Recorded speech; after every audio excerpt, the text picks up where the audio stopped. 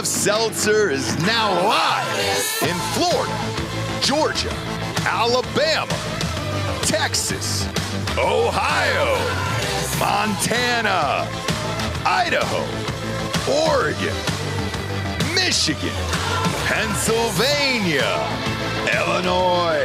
Go to hardafseltzer.com today. Click on the store locator and enter your city or zip to find the closest location nearest you.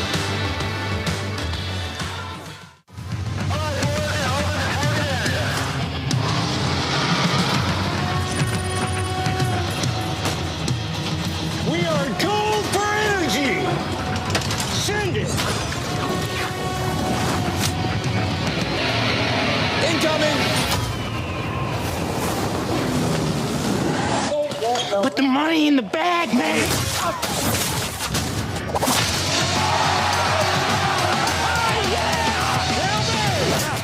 As I said, your paycheck is your thank you. What's going on back there? This is awesome!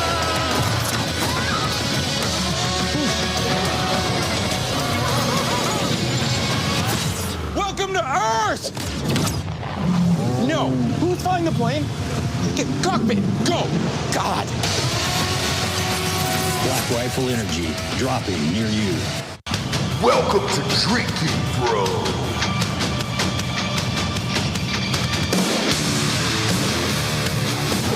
Yeah, welcome to the Week 8 College Prediction Show, brought to you by MyBookie.com. Promo code Drinkin' Bros doubles that first deposit all the way up to $1,000. Get off the couch and get into the action today with MyBookie.com. Bet on Ohio State. Everybody else is a goddamn train wreck here, which we'll get to in a minute. Speaking of goddamn train wrecks, Jared Taylor's here. Where is he at back there? Where's our favorite son? Where's our little boy? Look at you, dude. Daddy's a little fatty, but no more. No more. Yeah. No more. What happened, Anthony? AIDS. Was that it? Yeah. Finally caught up with me, dude. Yeah, I knew it would eventually. You know, hanging out with Gary Faust too much, Jesus you're Christ. bound to get AIDS. Yeah. Or late night texts of like, hey, can you wire me $3,000? Are you joking kidding. with me? No, Because you do no. realize within the last 3 weeks, I had to drive to a Cuban lady of the night house to pay Gary's debts so he could leave. Stop. Is that true? Who was holding him there? The Cuban ladies, or was it a third party? The mafia. Oh, We won't get into Was there a that. kid duct taped to a Hawaiian punch raft like Elian Gonzalez, or what was the stitch there? You know, everything was going on. There was a raft that they were all passing around. You could have just called ICE, dude, like that Dodgers fan. That would have been great. I do it every time I have to go to Home Depot. Yes, that clears out the line, Like, hey, doesn't it? it's a little crowded in there. Yeah. Did you hear Trump trickling through the speakers of Home Depot, dude? That'll clear that motherfucker out real quick, you know? God damn, dude. Beautiful. As soon as they hear that word, the fucking Mexicans are out of there. You look great. What are you doing, by the way? taking drugs. Are you really? Yeah. Is that how you got so fucking shredded, dude? No, just, obviously finally jumped on the TRT train. There you go. Then, it changed your life, didn't it? 100%. It changed mine as well. Well, yeah. You don't realize, as Dan has said many times before, we spent our our 20s just ramping our adrenaline system, jumping out of airplanes and fighting wars. And it's like, that just destroys you once I hit 40 this year. So it was like, Yeah. boom. Also, too, I had another ex-TACP instructor of mine that's like 8 years older than me that just looks great. And every time I got on Instagram, I was like, I've got no excuse. He's almost 50. Yeah, that'll do it too.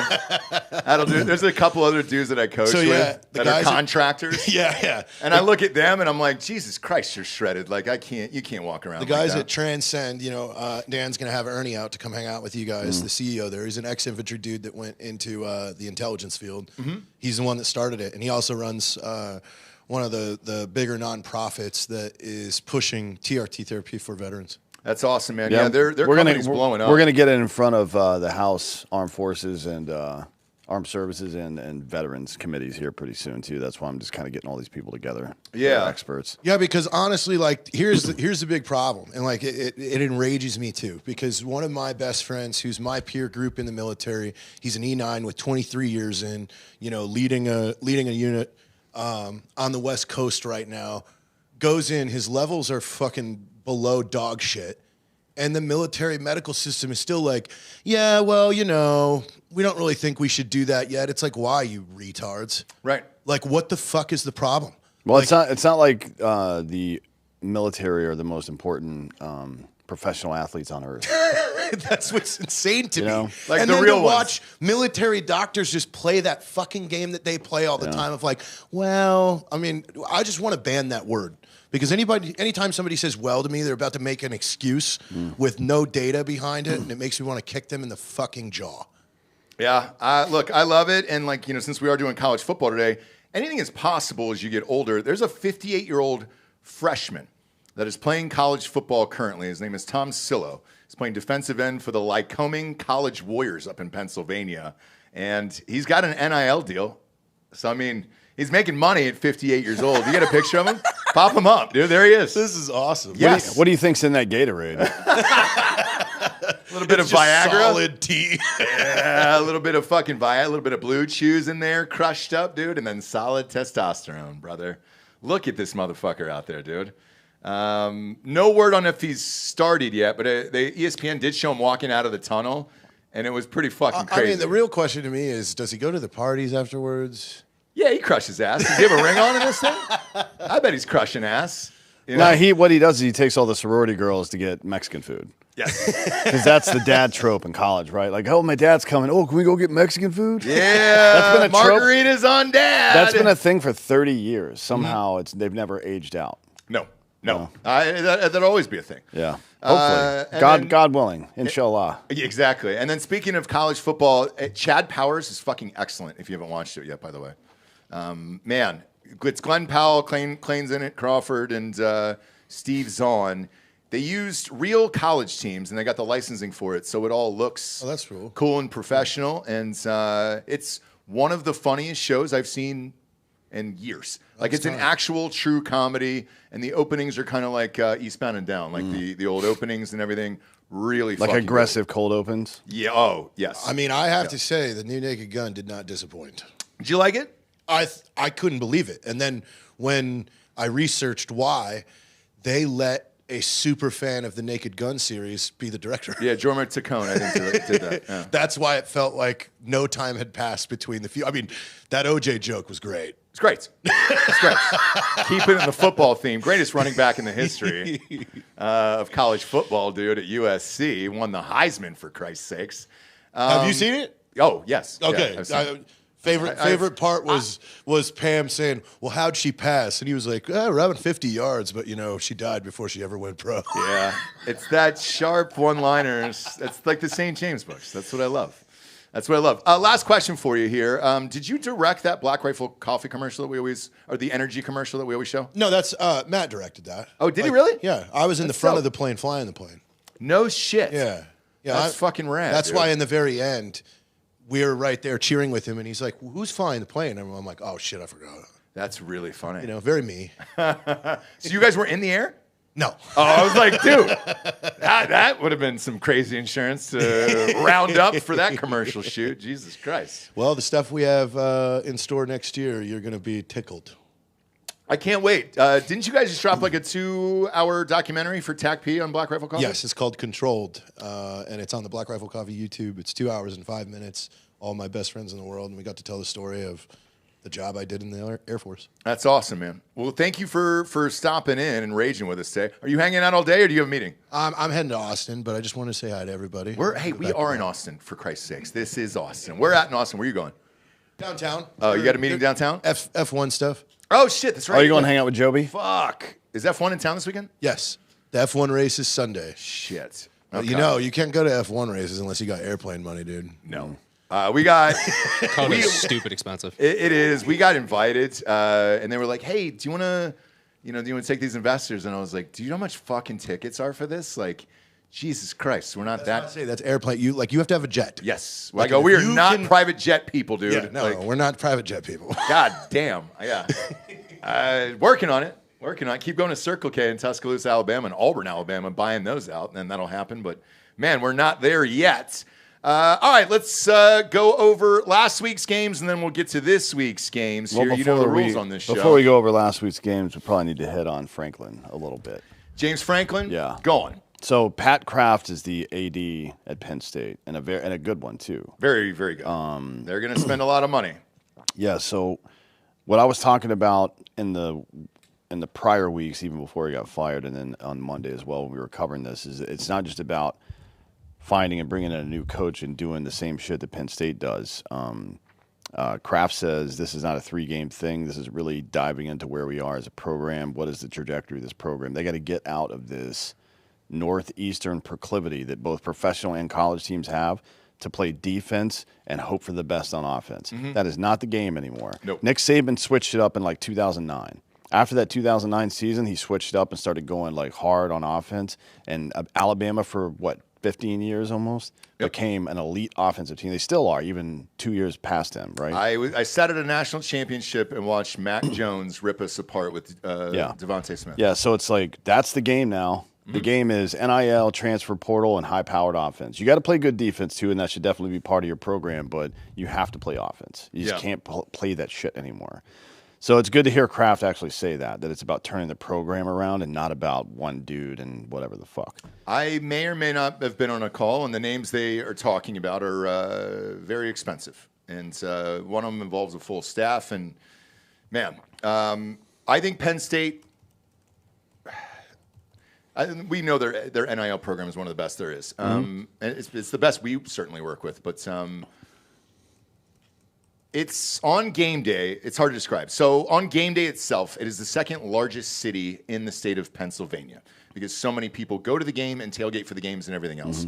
You've got to back up the truck in order to make those fans happy, and they're going to do it and spend a lot of money. Now, what I'm told is they're going to wait until the offseason so they can really go after somebody because we don't know how the playoffs are going to shake out and then what these coaches are going to do. And that'll lead into, South Florida.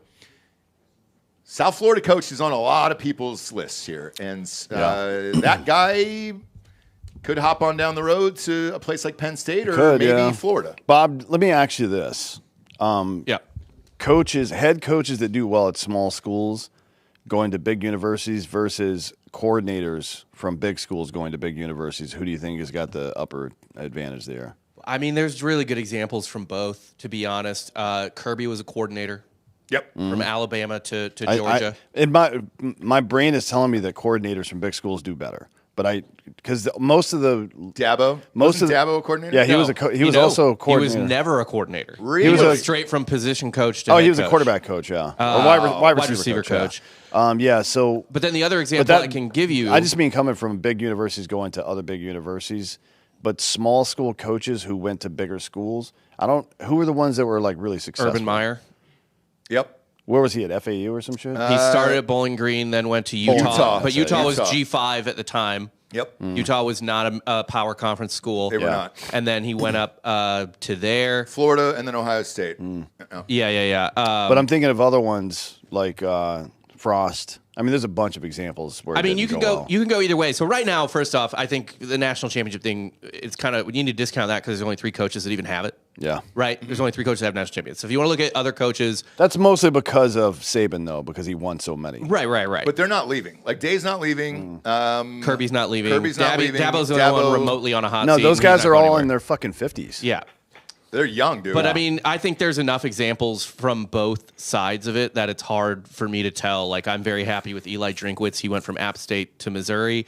I think that Alabama is really happy with Kalen DeBoer for the most part, who went from Washington to Alabama. But Washington was a serious program. Yeah. Not the year prior, but the 2 years prior to that, they were really good. No, they went to the national championship with DeBoer. Yeah. Yes. And then he went to Alabama. With DeBoer. Well, it wasn't the next year. It was a year. Like he had another full season at Washington first. Then he went to Alabama. Right? No. I think. No. Was it the same year? He got hired right after the national championship. I'm trying to think of other schools that are doing really well. Okay, here's another one. Kurt Signetti went from JMU to Indiana.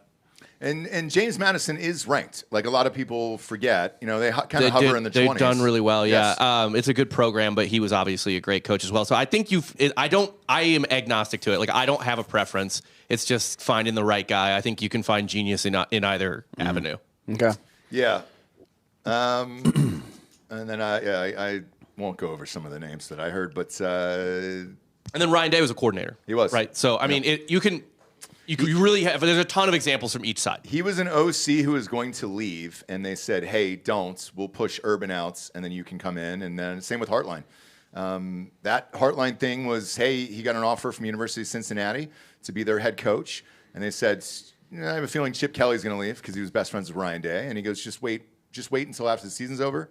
We'll make it official, and then boom, he stepped in there, and he's a young dude, and this is his first year at OC, so I'm sure his name will be mentioned, especially after what they're going to do towards the end of the season in the playoffs. But I don't think he's leaving.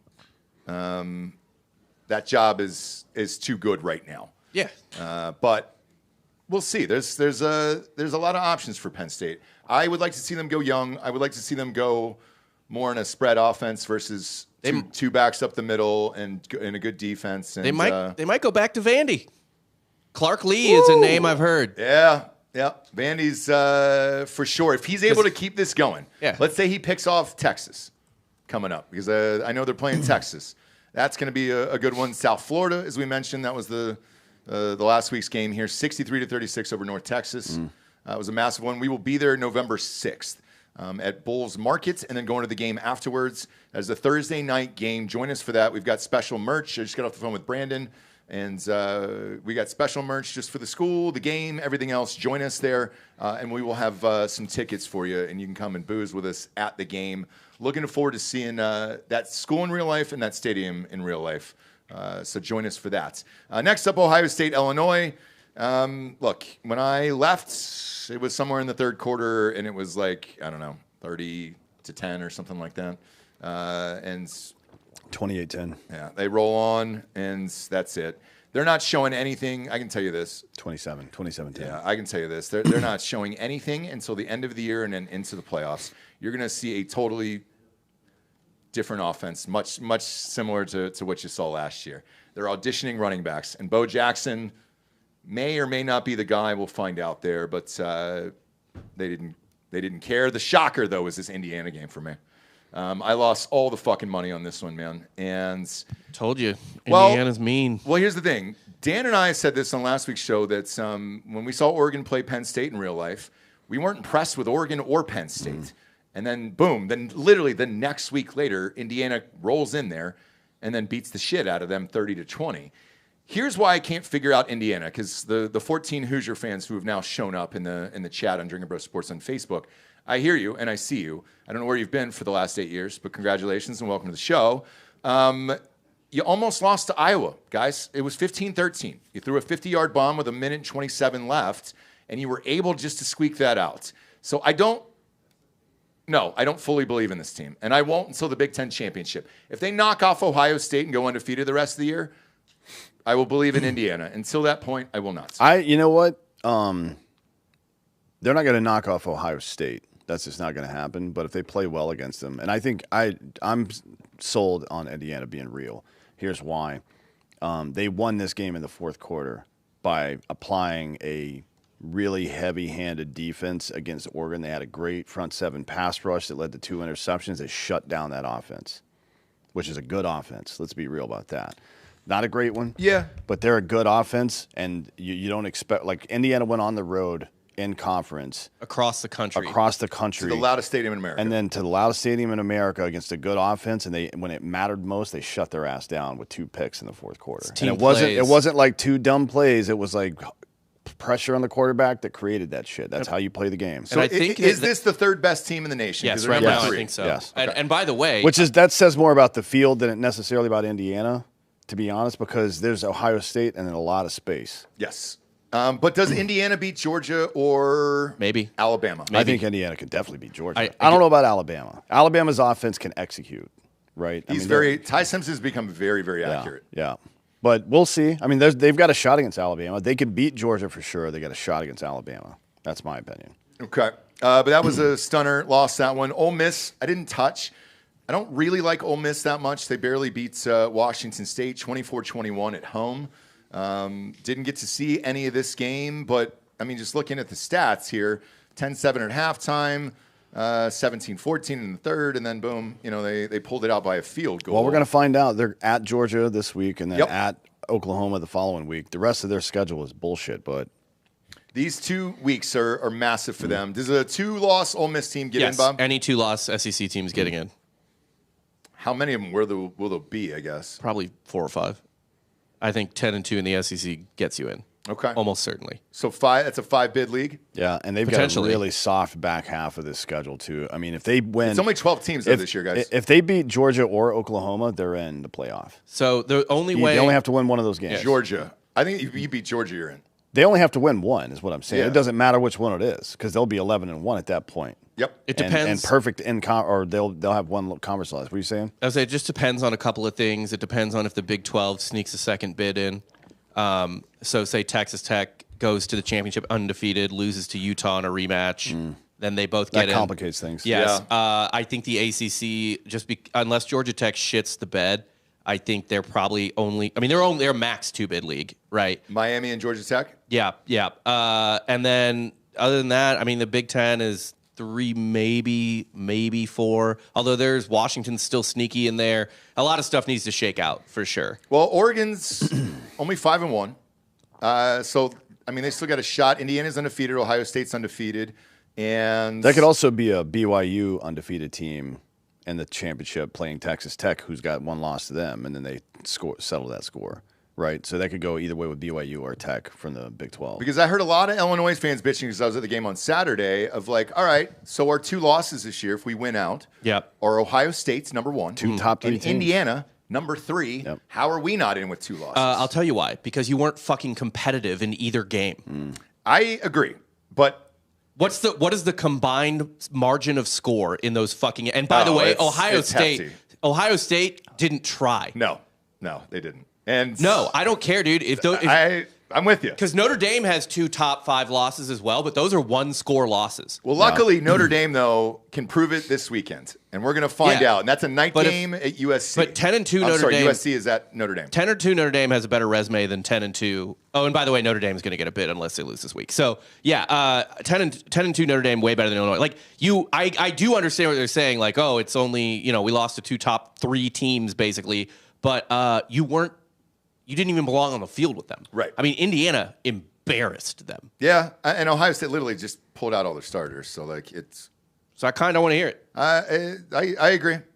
Next up is Florida at A&M. I thought this would be more competitive, and it wasn't. No, A&M actually dominated this game. I mean, they won by 17, but they came out flat as fuck in the first quarter. The first, 2 of the first 3 series, Florida scored touchdowns on, and in both of them, it's chunk play, and then all of a sudden, they don't get shit for the rest of the game.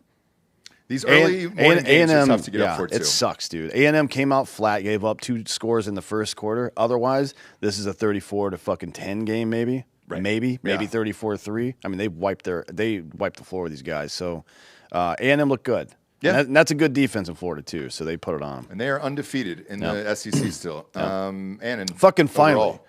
I know. Jesus After Christ. all the money they spent? Man, it's been years. It's been- not just the money, but when the transfer portal, Bob, you remember this, when the transfer portal first started, if you looked at linebackers and edge rushers, every year the top transfer portal linebackers and edge rushers went to A&M. They've spent it was close 5 out of to 8 one year. $200 million. It was 5 out of 8 of the top ranked transfer portal linebackers and edge rushers were going to A&M, and they still couldn't fucking win. And something's clicked now. I don't know what it is. Jimbo Fisher's not there. That's probably it. Next up, this one. God damn it, we lost on. Texas, Oklahoma. I saw a replay on ESPN the other nights of this game. Yes, Mateer looked like he was hurt. It was still 6-3 at half. He threw a very bad pick in the end zone there right before halftime, and then they didn't score in the second half at all.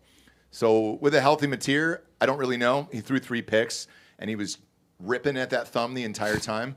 And did it open up, Bob? Did what? The thumb open up? It looked like it the opened sta- up. the I couldn't Staples or tell. whatever? I couldn't tell from the bar I was at. But I mean, yeah, he was kind of hurt. But also, OU's had offensive problems all year, even when Mateer was healthy. They have no run game. I think they were a little bit of misleading Like, I think they weren't as good as people thought they were. They're very one-dimensional on offense. And with a hurt Mateer now against a decent Texas defense, I wouldn't say good, but decent Texas defense, yeah. But like, this wasn't really a good game. Like, Texas didn't crush them. No, and it was, by the way, rewatching it, it was ugly. Holy shit, was this an ugly game. Arch Manning still looks awful, by the way. Like, the way he was overthrowing receivers, I couldn't believe this. No. 23-6. This was sort of an exciting game just because it was crazy, but like it wasn't good. And it's a rivalry game. Yeah, no one played well. I just don't know why. I mean, I understand that it's an important game. You got to win. You want your horses out there. It was a mistake to bring Mateer back for this game. Yeah, I agree. He clearly wasn't ready to play yet. He wanted to, though. It doesn't matter. You're the fucking adult in the room. Yeah. You say no. Right? And that includes when you're coaching actual grown men. You're the one the coach is the one that's supposed to say no. Venables needs a winning year here, and if Oklahoma loses 2 more, they're out, right?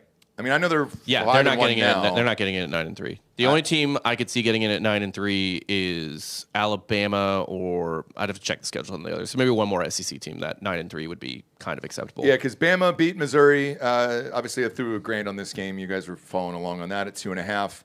Covered that by 0.5 point. Thank God. Didn't find out until I got back to the hotel that night after that game. Well, it could have gone.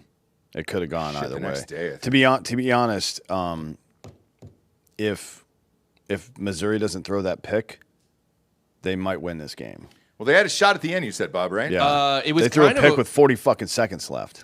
Bo didn't play well, and it was kind of a crazy game. Like Alabama, I'm a little worried about Alabama, to be honest, because they could not close out Georgia 2 weeks ago. I mean, they did win, but I'm saying, like, they let Georgia hang around, and they did the same thing with us. Like, it should not have been this close. They kept. I mean, our defense played well, but like they kept us in the game, dude. Like, it was. I would be really worried about Alabama in a big spot. It's just they've gotten lucky twice, in my opinion. I'm not sure they should have won both of those games, especially the Georgia game. And if they keep letting dudes hang around, like maybe this fucking week, they're going to get tripped again, and then they're going to potentially have no margin for error. Yeah, because Jam Miller had 20 carries for 85 yards, which isn't that great. I mean, both defenses played really well. Yeah, that's really all I can say. Both they stacked the box and just let their secondary hang, and that was the best secondary Bo's seen all year, and it showed. He really he was nervous, really locked in on receivers, and our defense was pretty bend don't break. They converted a couple back-breaking 4th downs. Which is just a credit to Ty Simpson and the throws he makes. That dude is. That's why I'm high on Alabama. Not because accuracy, not just because of his capability, but because of what he does when it fucking matters. He's like a little mini Baker Mayfield out there. Sometimes it's like 3rd and long, and he's just like, "Fuck you." Yeah, every single time it's like that. He's very accurate. And then Bob, good read on Alabama. Their secondary is really good this year. Like the coverage. Again, we talked about this on with Derek on the NFL show. That extra second that the edge rushers get to the quarterback, it just makes all the difference in the world. Now you can stack the box too, right? You can bring that. You can do safety blitzes. You can do all that shit. Everything like that's what they did. But I will say, if someone hits their throws, Georgia didn't really, Missouri didn't really. If someone hits their throws, because Bo was missing. You know what I mean? I'll put it this way. We did this because my kid's in the championship this weekend, and we did this at practice, Bob, for 12U. 12U. Put a timer on the quarterback and said, you've got 2 seconds. That's it. 2 seconds to get rid of this ball one way or the other. And that's for fucking 12-year-olds. So that time for a college quarterback has got to be way less. For an NFL, you're probably looking at, 1.5 tops, 1.3, for Christ's sakes, before they're going to get in there. So, like, dude, if you're already doing it at this age, yeah, dude, you should know when you step up into a program like this, you got to get rid of that fucking ball or you're screwed. Yeah, I mean, with Bo, a lot of times it was less about him releasing it and more about him not watching the field. Okay. You know what I mean? Like, he just wasn't going through his reads. He really, was like, this is the guy. Got it. Next up is Texas Tech. They rolled again. They keep moving up the charts here. Don't sleep on Tech. I'm telling you, dude. I'm really looking forward to that fucking Tech BYU game. It's in, 3 weeks? 4 weeks, a month from now. Yep. That will probably determine the Big 10 or the Big 12 championship, right? Well, they'll both be in it. Oh, you think so? That's what I think. Utah's got a shot. This week is the Holy War. Yeah, I know, but I think BYU beats Utah. I think Texas Tech beats BYU, and then BYU and Utah or BYU and Tech end up in the conference championship. I think half that stadium ends up married. And it's all Mormon. And We gotta Well, it's check. actually multiple You got to wives. check their It's all the underwear. women to just one guy. Yeah. Yeah. And that's fine too. You know, God bless those guys. I wish You gotta- more men were like them. You got to check their underwear. Yeah, I think Utah ends up losing a second conference game and they're out, but we'll see. I do too. We'll see this week. Yeah. Georgia did not deserve to win this game against Auburn. Man, War Eagle. Sorry, you guys got fucked in this game. One, that touchdown was a touchdown that kid scored. Two, that timeout that Kirby Smart called where he said he was just clapping. We all saw the fucking replay and you mouthing the words timeout there. This should have been 17-3 at fucking half, and you're well on your way to a fucking victory there. And they got fucking jobbed across the board. I mean, they would be 4-2 and 1-2 in the SEC, so it doesn't really matter. But that would have left no margin for error for Georgia the rest of the year. I don't think Georgia has any margin. You mean just to get into the playoff in general? Yeah. Auburn would have knocked that out, probably. Next up was LSU, South Carolina. Don't really believe in LSU. I don't know what's wrong with this offense. We say this every single week. It was 20-10. This was you're scoring 10 points a game in a college football game. Like you're 4 for 11 on. They had a lot of yards. 420 total yards. That's good. But how are you only putting 20 points in the board? 4 for 11 on third down. That's how. Okay. They didn't convert at all. Did not convert. Tennessee, Arkansas. Didn't see this one. Why was this close, Bob? They also had 3 turnovers. but- A little bit, it's the SEC. I mean, I don't know. Every week is everyone's got dudes. People can jump up and bite you. Tennessee's a flawed team, though, too, just like every other team in the SEC. I don't read too much into it. I think in the SEC in particular, I'm just kind of like, it's like the NFL, dude. I don't even care if you cover. Just get the fucking dub. Right. Speaking of covering, next game, Georgia Tech was favored 14.5 in this game, and they won by 15. Arkansas also had 2 touchdowns with 4.5 minutes left in the game. You could call that garbage time. I mean, Tennessee's got to lock it down and keep that from happening when it's that close. They were up by 2.5 scores. They were up by 3 scores. Yeah. And they let them come back a little bit. But Heupel doesn't do that. He doesn't. I don't think it was like defense. Oh, man. It's like Allen Iverson talking about Practice. practice. What are you talking about? Talking bitch? about practice? Hell no. Yeah, Georgia Tech rolled. They're 6-0, and it looks like a collision course with Miami. Yeah. Miami. Michigan got fucking worked by USC here. Not shocked by that. No. USC's kind of finding themselves on offense a lot. They still made some mistakes this week, but ran the ball really well against it. Michigan's defense is still tough against the run. They ran the ball really well against them. And their quarterback looks good, and that's it could be a high-scoring game against Notre Dame this weekend. Could be, yeah. Speaking of which, Notre Dame was up next. They took care of business, beat NC State. That's not a real team. No, it's not a real team. BYU beat Arizona in overtime. That's a good road win right there. Yeah. Arizona's not great. But they're be good real enough. About that. No, I mean, this went farther than it should have. BYU just kind of they dicked around in the middle part of this game and got down. Yep. Can't do that. Utah absolutely fucking destroyed Arizona State. That is a shocker to me. Utah's good, dude. And I think they're a lot better than people realize. I know Tech beat the shit out of them, but that was kind of a weird first half. I like Utah a lot. I think they could steal a bid. The problem with this league is, even into the next game here, is Iowa State lost in the Big 12 to fucking Colorado, for Christ's sakes.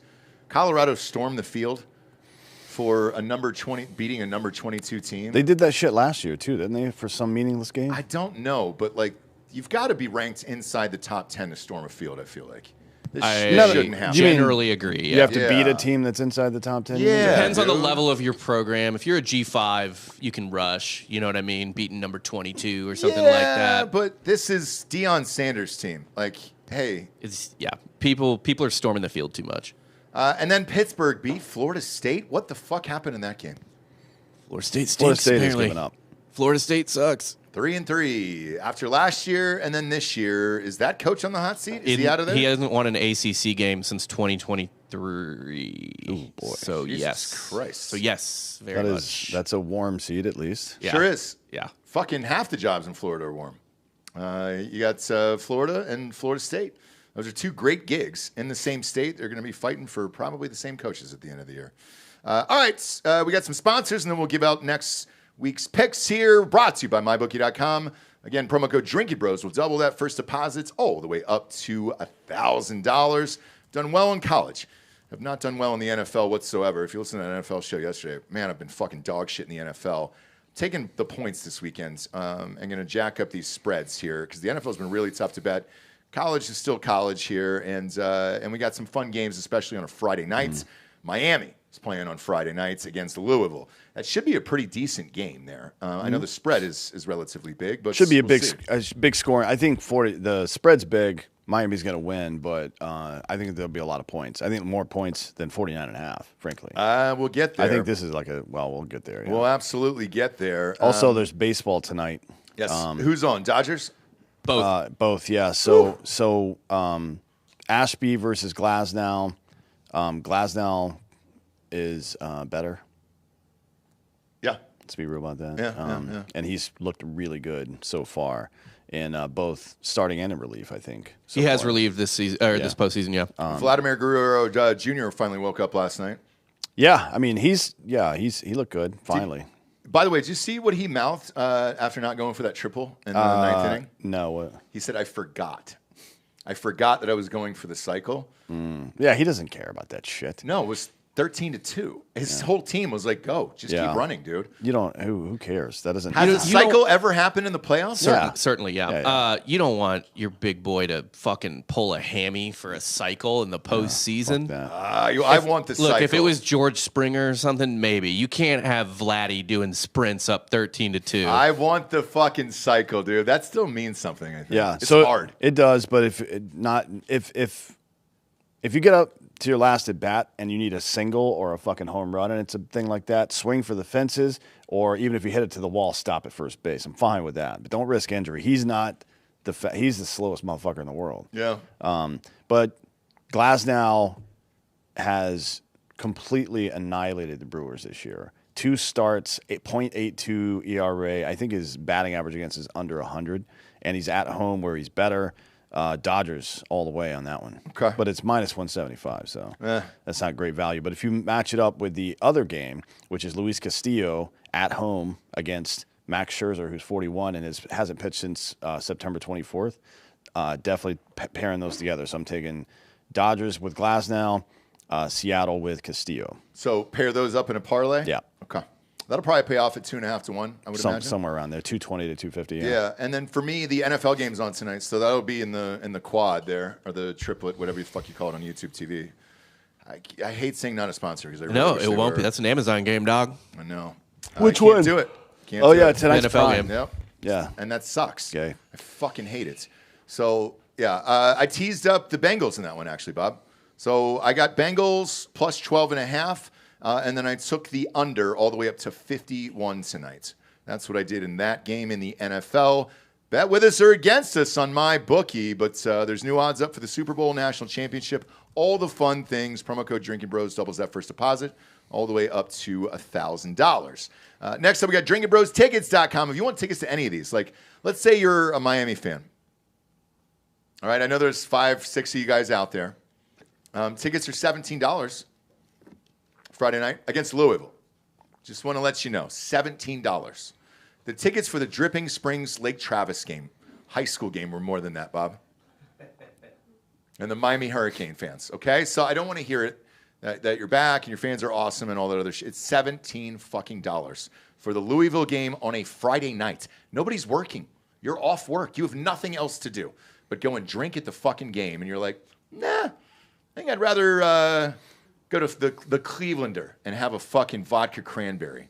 Jesus Christ, get your shit together. But if you're in the area, $17. Everything's $10 cheaper than StubHub. Concerts, motocross, comedy, sports, you name it, we got it. Broadway. Shit, Bob, Broadway shocked me. Hamilton's back on Broadway and broke all the records last week. Is it I back? thought didn't he think it got left. canceled because Alexander Hamilton was a dick or something. No. Came back to Broadway, $4.5 million last week, Bob. That doesn't surprise me. Surprises me. Original cast? I don't think so. Oh, wow. No, I think it's a new cast. I know. My instinct right now is to say this. It's We have those tickets. I've seen plays that I like. I don't like musicals. I do. I like plays. I thought Hamilton was gay as fuck. I thought it was really stupid. So did I. It was like so bad. I did not And like the fact that everybody's like, oh, look at how good this is. Like, oh, because they added like brown people and rapped it. That's what makes it good. No, it sucked. Yeah. I hate musicals though, so don't take that. If you like musicals, you might like it. You loved Cats. I remember only your because mother- it's about AIDS, right? Yeah. Oh no, that's Rent. It's Rent. Yeah, no, he's not. I like Rent He's- because it's about AIDS. We love he's not garbage Donald- cans and AIDS. Yeah, That's what we love. not dude. Donald That's what He's I love not Donald about Trump. Rent. Donald Trump loves cats. That's very true. It's not a joke. I No. don't even know. I know what Cats is, but I don't know what it is. You know Bob, what I mean? here's how much he loves musicals. On his Spotify playlist was one of the songs from Phantom of the Opera. He's a big Andrew Lloyd Webber guy. Yes. Which is Cats, Fan of the Opera, a couple other ones. He's a dude who lived in New York for most of his life. Right? That's Yeah. all Oh, yeah. he did was go to rich ass shit, dude, his entire life. Next up is Hard AF Seltzer. Ryan Mills out in these streets. Backspin down the road, our sports bar, right up here next to the studios. Got Hard AF now. Nice. Good Night Spirits in Midland. Has Tall Boys and 12 packs. Kroger in Houston off of North Shepherd. Has Blue Raspberry Tall Boys there. Fort Worth Discount Liquor off of Beach in Fort Worth. It's got the 12 packs. Castle Spirits in Louisville, Texas. 12 packs. Luca's Liquors in Roanoke has singles and 12 packs. Those Tall Boys. Blue Bonnet Liquor in Fort Worth, singles and 12 packs. Park It Market in Dallas has got the 12 packs. Rowlett Liquor in Rowlett's got the 12 packs. Max's Package in Emory's got single serves. Got the Tall Boys in 12 packs. Mays Liquor in Winona, Tall Boys in 12 packs. King's Liquor in Fort Worth has 12 packs and Tall Boys. And then Cox in Wichita Falls has the 12 packs. Let's go. Thank you, Ryan Mills. And if you're in the Auburn area or Tuscaloosa, University of Alabama, buy out the Circle Ks. That test deal goes on until November 6th. As of this morning, we are currently third in the entire state of Alabama in hard seltzer category. White Claw and Truly is ahead of us, and we are number 3. So please keep buying those, and that'll open up 3,000 stores in the Southeast for all the Circle Ks. And you can go and find one near you at hardafseltzer.com. Click on the store locator, enter your city or zip, and it'll take you to the closest location nearest you. All right, let's get to this week's games here. Louisville at Miami. Miami minus 13.5, over under minus 49.5. Who you got? I'm taking over 49.5. Yeah, I'm going to take the over as well in this game. I think it'll be relatively high scoring. Give me 35 to 28. I don't know if Miami covers 2 touchdowns, though, and I think that's why they put this a half a point under right now. So Yeah, I think it's better. I think the over is pretty secured, so I'd rather bet that at decent odds than start buying points. I agree. So I'm definitely taking that, but because it is a Friday night, and Daddy wants to look at a little something on the phone there, I'm gonna take teasers on both of these. Follow us in Drinkin' Bros Sports on Facebook, and you'll get all the fucking bet slips. It's a private group. Just don't be an asshole in there. It's the only fucking rules. Next up, we got Nebraska at Minnesota on the road. Nebraska is ranked at 25. And this will be on Fox on Friday nights. This is Nebraska minus 6.5 at Minnesota. Who you got? Normally, I wouldn't do this, but Matt Rule is intent on proving he's not distracted by Penn State right now, and he's going to come out swinging in this game. So I'll take Nebraska. I think he has to. I saw Minnesota a couple weeks ago against Ohio State. Man, there was no offense there whatsoever. No, they're not good. They had 3 points in that fucking game. So give me Nebraska in this, and I'm with you. I think Matt Rule either wants the job. He definitely wants it, and he's got to, 1, show out for it, and 2, show for the meantime show he's not distracted by it. You got to do both those things. So, yeah, Friday he's gonna be night, locked in. he's got to be locked in. Next up, great fucking game here. Early, 11 a.m. game, LSU at Vanderbilt. This is Vandy, favored, minus 2.5. Who you got? I think it's a 2-point game, Really? and I don't know which way. Because of overtime? No, you can score, miss extra points. You can go for 2, kick field goals. There's always all sorts of ways for it to be a 2-point game. If it went into overtime, it would actually not be ever be a 2-point Well, game. unless there was a safety in No, game, but no. you started on You 25. You have to go for 2 on After, the like, second the third. possession. Yeah, No, yeah. they moved it to the second possession now. Yeah. So you got to go for 2, and that tripped up. God, what coach was that? Was it Georgia? And then they called an extra timeout, or Well, Tennessee? no, they gave them an extra timeout That's that right. they didn't deserve. is Yeah, what they happened. weren't supposed to get it. I think it's a 2. Like, I seriously think it's going to be Vandy or LSU by 2 points. And who do you got? I don't know.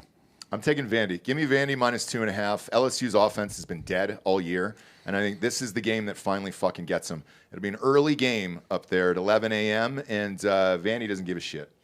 They really don't. And they're 5-1. They still have a shot at this. I would not write off Vandy just yet. But I think they're going to upset LSU, and this will kind of effectively knock them out of it. So the only team they've played with a two-way quarterback this year was LSU, is Ole Miss, and Ole Miss beat them. No, they played South Carolina last week. Well, Oh yeah, but Sellers is- South Carolina's not a real team. No, I don't know what happened. It's not to that his kid. fault. It's not his fault. They're just a shitty team. I think Vandy will probably win this game, but I think it's going to be 2 points. Who are you taking this, Bob? I like Just out of curiosity. LSU. I think the defense is too good. I think Vandy's offense is a little gimmicky. I think LSU locks them down. Man, it was a game against Bama a couple weeks ago. Bama pulled ahead late, but it was tied at half. I think Vandy was up at half. Next up is Georgia Tech at Duke. Come on, man. Duke is favored, -1.5 in this game. I'll take Georgia Tech all day. All day long. All fucking day long, dude. I will take this. Plus points. Yes. The 12th ranked team at Duke. It's not like that's a crazy stadium to No, play in. and I've been in that stadium. There's some non-zero chance that Georgia Tech gets knocked out by some random team or another, but it's going to be Syracuse or BC. It's not going to be Duke. Right. And if Duke fans were up for this game, tickets would not be $28. Yeah. I promise you, Duke tickets can get expensive, and it's usually for basketball. The few times that they've been good at football, the fans have shown up, but like not at $28. Like they don't give a fuck about this, and it's a noon game for them. So yeah, give me Georgia Tech all day. Over/under's high in this. Duke's got a good offense. Mensa is a good I don't know if he's a good quarterback, but against ACC talent, he's a good quarterback. Yeah. Bob, you're not picking Duke on this one. You love Duke. I kind of like Duke in this game. God, I knew you would say it. I kind of like Duke in this game. Actually, Georgia Tech has a little bit of a fraught situation. Actually, I forgot they played Georgia at the end of the year. They do. If they drop an ACC game and then lose to Georgia and then lose the ACC championship, I'm not sure they get in. Because they'll have 3 losses. Yeah, now the third one will be a champ loss, but then you start weighing their resume against other people's resumes, and I'm not sure it's good enough. Well, they need to win this, obviously. So I think they do, and all in on Georgia Tech. I'll be betting pretty fucking big on this game on Saturday. Next up is Oklahoma at South Carolina. This is Oklahoma -5.5 on the road. No, not until I see Mateer play a game healthy. Yep. And then after that, yeah, he's good, but And is there something wrong with Sellers? Is there an injury this year? Nothing's wrong with Sellers. nothing Sellers wrong is with great. him. Yeah. They Nothing just have at all? a pretty mediocre offensive line. Defense lost some talent. I think they win this game. We thought last year, after the national championships, that Sellers might be a Heisman candidate this year, and that has not been the case. It's not terribly his fault. They have a bad offensive coordinator too. Yeah, I still think South Carolina wins this game. I don't know how OU scores. I don't either. I don't either. I'm going to stay away from this game. I'm not betting at all. They had a rough time last week. I mean, obviously South Carolina isn't comparable to Texas, but And if that kid rips his thumb back open, dude, that's another problem. And South Carolina, now that place fucking rocks. You want to talk about a fucking loud-ass stadium. Play Sandstorm, William baby. Bryce, dude. yeah, Williams Bryce is loud. Yeah. Yeah, I can't. Mateer may come out and be completely healthy this week too. Maybe it's done, and then if that's the case, they're going to rock South Carolina by more than 5.5. But I'm not getting involved in that shit yet. Now, if you pan back, Bob, show the camera behind you here. Got a ton of listeners in the studio. They're Wisconsin fans. Oh, boy. Sorry, guys. Yeah. Yeah, that clapping's not going to help. No, that's not going to help on Saturday. You got Ohio State coming to town, and it's a 25.5 point spread. Obviously, I'm a homer, but that's too many points for me at Same. Camp Randall, and I don't see what the effort is to blow out a team from Ohio State by 60. Like I don't see that effort to be like, all right, Yeah. let's go 60-0. 25.5 is too much. Iowa just came into Camp Randall and beat them 37-0. Iowa last week. Stop it. 37-0 at Camp Randall. All right, I think this I'll is switch it. I'll So switch it. here's what you have to. Are you guys that bad? Yeah. You are? Oh, Yeah. they're all saying yes back Here's there. what you All have. right. Here's what you have to account for. Wisconsin will score 6 points at the most in this game, right? So the question is, does Ohio State score 31 Yes. or 32 points? Yes. probably, just by turning the faucet on, right? So I'll take Ohio State. At 25.5. And the surprising stat here, when I was alluding to last week here, Bo Jackson, a true freshman who is not Bo Jackson's kid. I thought it was. Essentially changed his name to Bo to get recruiters. Only a 3-star. Is the leading rusher for Ohio State with 407 yards here. So what a crazy fucking story for that kid. I think if you're out there also and you're betting, you're a betting man, which if you are, and if you're not, and you're watching the show, what the fuck you doing with your life? But Julian Sayin is plus 1,500 to win the Heisman right now. I would put a lot of money on that, friends. Yeah, here's the reason, because ahead of him are Carson Beck, Ty Simpson, and Fernando Mendoza, and I think he could overtake any of them down the stretch here. I really do. Just turn it up. When they decide to turn it up. When they decide to turn, because they haven't even been playing yet. When they decide to turn the faucet on for real on that offense, his numbers are going to go fucking crazy. Jeremiah Smith's plus 1,600, by the way. He's already got 15 touchdowns and 1,500 yards, and they're barely playing. Next up, Michigan State at Indiana. This is Indiana minus 27.5. Jesus Christ, man. Michigan State's not good. And we just mentioned Mendoza. Mendoza probably should be the front runner right now. Because if he keeps doing this, he's up there. He's third place right now. But if he should be the front runner. If he continues what he's doing and they get into the playoff, he's winning the Heisman Trophy, no question.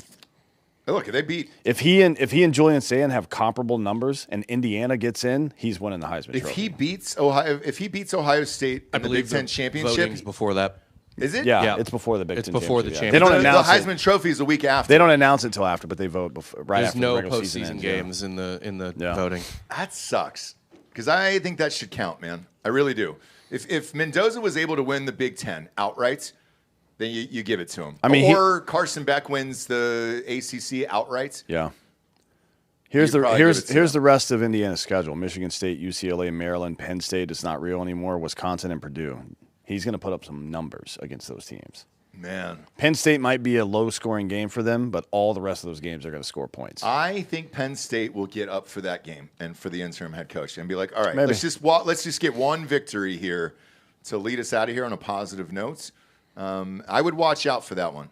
That one's the sneaky one. Next up, you got, I'm not touching, by the way, 27.5. That's too much, yeah. Fucking insane. But I do think they're going to light them up pretty good. I think so. Next up is Texas A&M and Arkansas. Look, the spread is minus 7.5 for A&M, and obviously it's because of Arkansas keeping it close against Tennessee. Who you got? A&M minus 7.5. Keeping it close against Tennessee is because Heupel fucking doesn't play defense in the fourth quarter. Okay.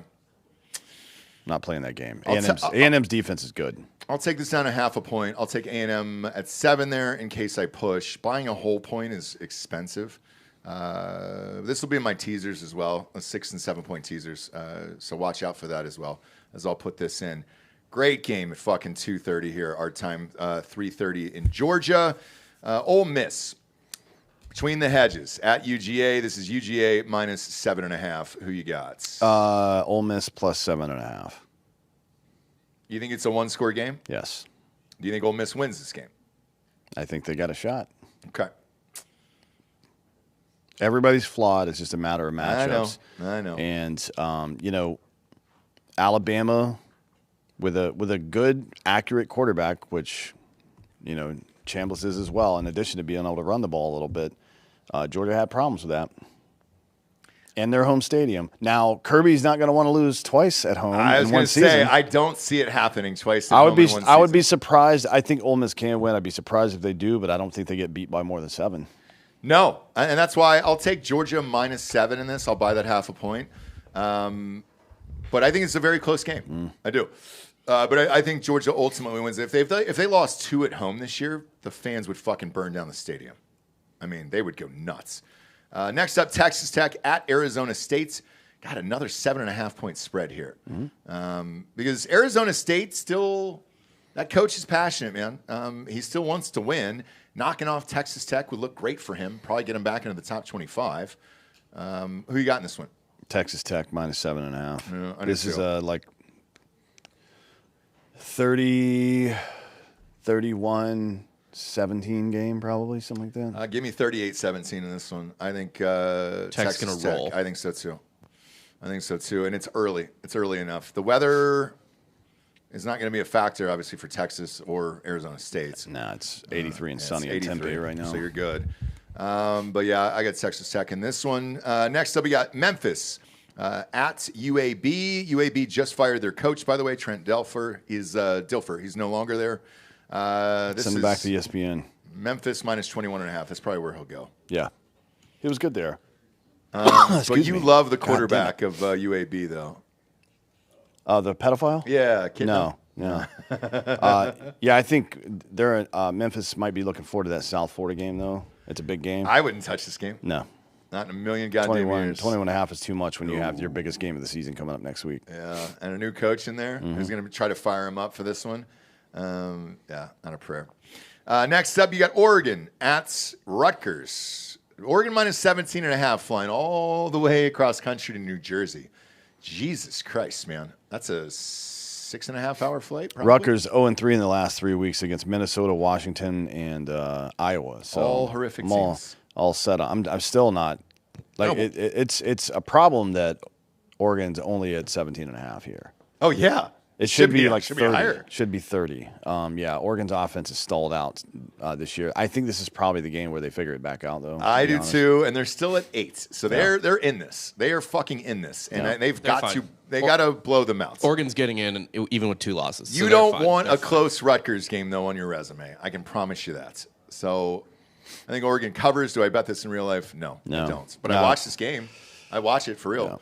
Next up is Washington State at Virginia. This is Virginia minus 16.5. Who you got? I don't care. Yeah. This is like watching a fucking old Pac-12 game back in the day. I don't give a shit about this. I don't either, man. And I wish I could get behind a 5-1 Virginia at 18. I just can't. I know mathematically, Bob, they still have a shot at it, right? Yeah, totally. So I mean, they're mathematically in it. I just don't believe in this team. And Florida State was their big win. Florida State has lost 3 in a row, so it's like that win doesn't really look so great anymore. And yeah, now the next game is very interesting to me. This had some of the parents heated at practice the other night. Kentucky fans, Texas fans. Texas minus 12.5 on the road at nights at Kentucky. Who you got? Well, Kentucky can run the ball a little bit, but they've not looked good. No, they're 0-3 in the SEC. Who are those 3 losses? Georgia, Ole Miss, South Miss, Carolina, and Georgia, I think. Yep. Is that right? Yep. Yeah. Those are good teams. I mean, South Carolina is obviously the weakest among them, but yeah, I don't care. I don't want to bet on Texas. I want to bet against them. I would like to, but I don't think it's a smart idea this week. Give me the 12.5 for Kentucky.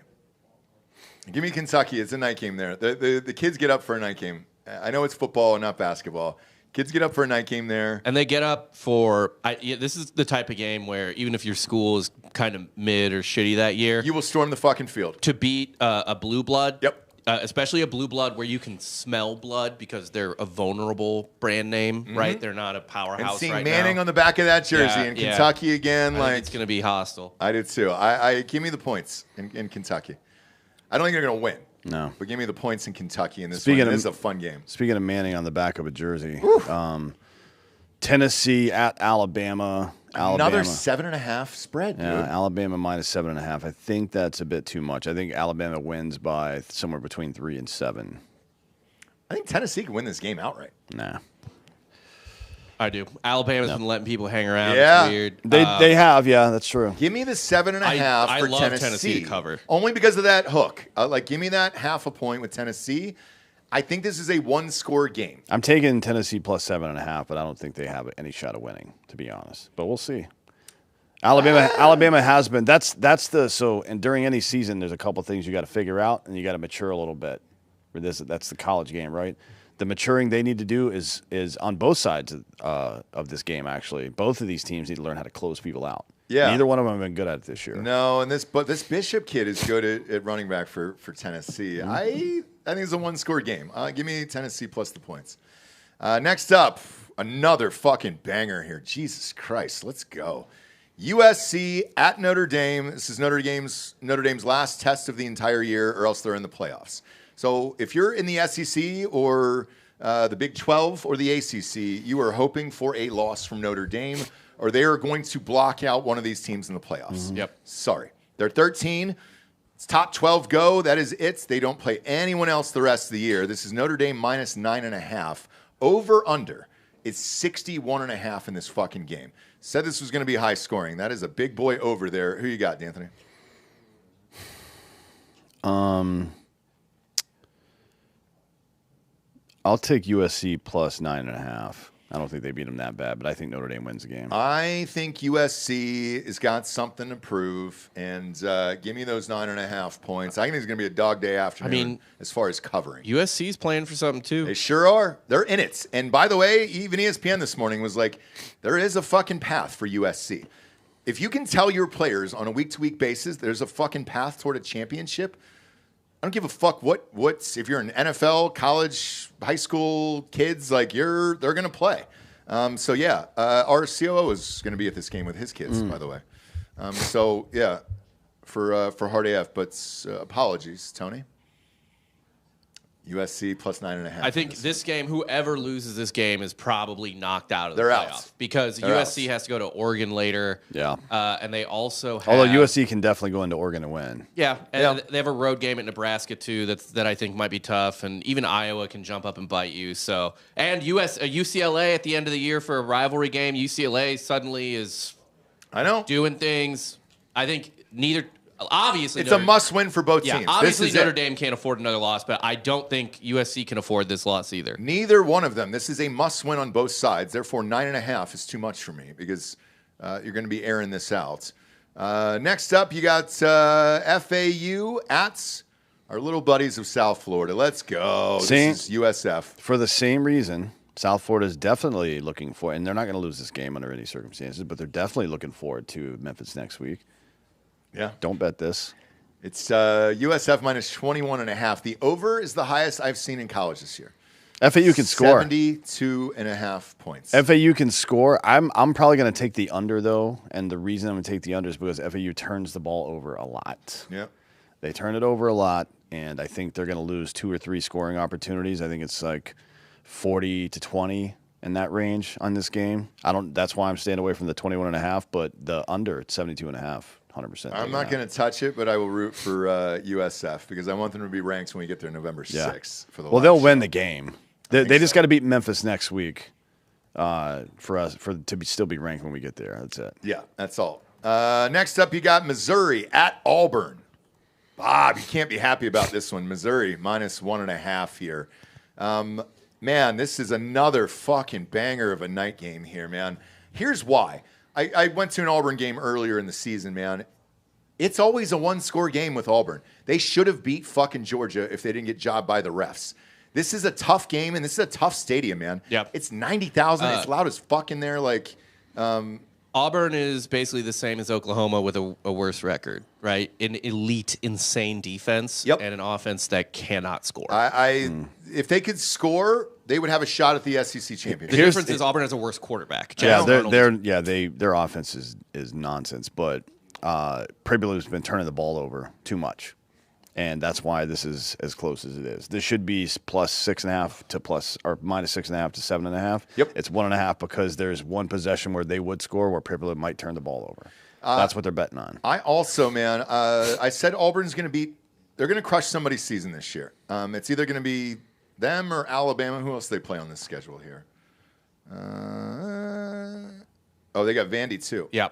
It's going to be one of the three of you guys. I promise you, man. Auburn is going to win one of these. I agree. Games. They should have possibly too. Like they've been playing everyone really, really tight because the defense is nuts. Yeah. But I don't give a fuck because I don't know how they score. Our defense is also very, very good, more than capable of stopping a guy who can't throw the ball. Yeah. You just have to honestly just limit the turnovers to 0 and you win this game. I think we could probably survive with -1, but if it's anything more than that, but I also think they're going to turn the ball over. Yeah. So whatever the turnover difference is, it is what it is. But I don't know how Auburn scores. Also, Drink hasn't lost 2 games in a row in 2 years. But this is the lowest over-under I've seen in a college football game in a long time with 2 huge, schools in the SEC, essentially. I mean, it's 43.5.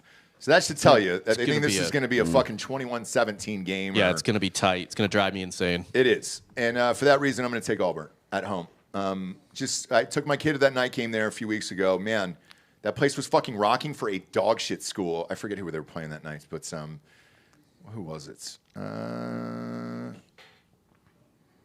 Ball State. I think I was at the Ball State game, for Christ's sakes. But yeah, dude, it's a tough place to play, and Auburn's going to win one of these.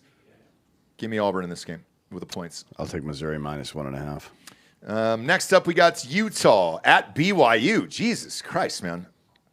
Well, do they believe in him, or is it somebody else? Yeah. Okay, good. More or less. Good. I mean, they think he came to Missouri to minister to the Indians, but whatevs. I mean, look, somebody's got to. But this is a great game, and this is going to knock one of these teams out, probably. Yeah. I mean, yeah, because I don't think either of them can beat Texas Tech in the regular season. Maybe in a revenge game. But BYU has Tech later. Utah is already, This is the fucking Mormon battle here. This is Utah -3.5. Who you got? BYU +3.5. Okay. I'm going to take Utah here and knock this down to 3. I think it's a close game. I think it's a 1-possession game. And BYU's look like they could have lost a couple of these. They've been squeaking some out, I know. man. I think Utah Colorado was a 3-point game. West Virginia's really bad, and they won by 2 scores. I don't think Arizona's good, and that game was close. I think BYU's a little bit of a fraud, to be honest. Yeah, and I think they get knocked off here. We're about to find out. We are. But Saturday night is just an absolute banger across the board. Except for this last game, I don't give a shit about it. Cincinnati at Oklahoma State. Nope. Derek will be watching this. I'm sure. Cincinnati -21.5, but yeah, unless he's in the woods not shooting something. Yeah, not killing anything.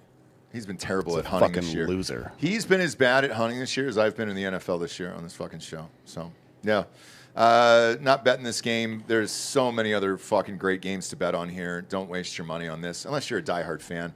Oklahoma State is 1-5. Gundy is fired. That is it. And so, yeah, they've given up on the season. They got money to buy a coach, so we'll see who they get. But, yeah, it ain't going to be this week that's going to get my money, so not betting on it. Bet with us or against us on MyBookie.com. Make sure to use that promo code Drinkin' Bros to double that first deposits all the way up to $1,000. Join us on Drinkin' Bros Fake News live here in about 10 minutes.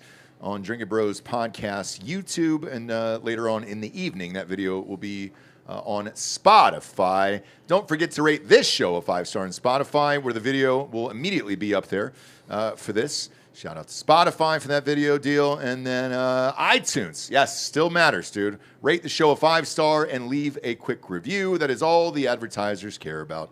For D'Anthony Hollaway, I'm Ross Patterson. This is the week 7, Bob? 8? What are we at? 8. Week, woo. Pre-prediction show. Shit. God damn. Good night, everyone. 8. We're on 8. God damn.